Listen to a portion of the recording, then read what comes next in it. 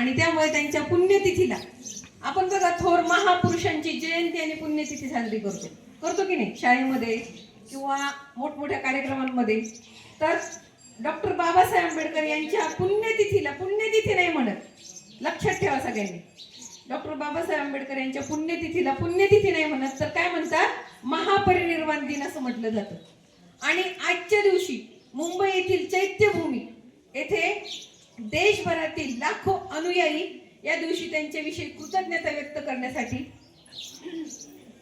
त्यांना आदरांजली वाहण्यासाठी कुठे एकत्र येतात, मुंबई येथील चैत्यभूमी येथे.